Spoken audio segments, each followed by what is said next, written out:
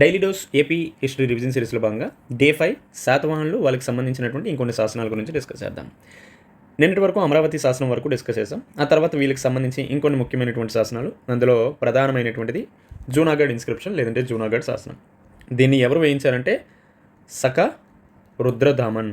So సక రుద్రదాముడు ఈ Junagadh inscription వేయించడం జరిగింది. అలానే ఈ ఇన్స్క్రిప్షన్ ఏ లాంగ్వేజ్లో వేశారు అంటే సంస్కృతంలో. ఇంతకు ముందు వరకు మనం అన్నీ కూడా శాసనాలు ప్రాకృత భాషలో వేస్తే సంస్కృతంలో జారీ చేసినటువంటి మొదటి శాసనం ఏంటి అంటే జూనాగఢ్ ఇన్స్క్రిప్షన్. దీన్ని ఎవరు వేయించారంటే రుద్రదామన్.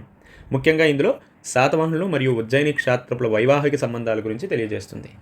రైట్. అలానే రుద్రదామన్ యొక్క డాటర్ రుద్రదమనికను శాతవాహన రాజు అయినటువంటి వశిష్ఠపుత్ర శాతకర్ణికిచ్చి వివాహం చేశారు.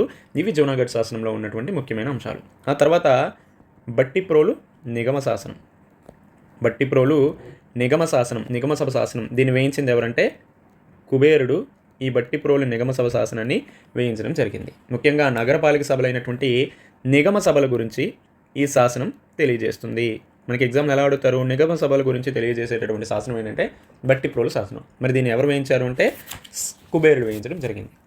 ఆ తర్వాత లాస్ట్ ఇన్స్క్రిప్షన్ మ్యాకధోని ఇన్స్క్రిప్షన్. మ్యాకధోని శాసనాన్ని వేయించింది ఎవరంటే 3వ పులోమావి. సో ఈ 3వ పులోమావే లాస్ట్ కింగ్ దేనికి? శాతవాహన సామ్రాజ్యానికి. ఈ మ్యాకధోని ఇన్స్క్రిప్షన్ ఎక్కడ దొరికిందంటే బళ్ళారి ప్రాంతంలో దొరికింది. అందుకనే మనకి ఈ థియరీ ఆఫ్ ఆరిజిన్లో కర్ణాటకవాదం కావచ్చు, విదర్భవాదం, ఆంధ్రవాదం అనేవి చాలా రకాలుగా ఉన్నాయి. సో ముఖ్యంగా కర్ణాటకవాదాన్ని బలపరచడానికి ఈ మ్యాకధోని ఇన్స్క్రిప్షన్ వన్ ఆఫ్ ద రీజన్గా కూడా ఉంది. సో 3వ పులోమావి ఎవరు అంటే శాతవాహనులకు సంబంధించినటువంటి చివరి చక్రవర్తి.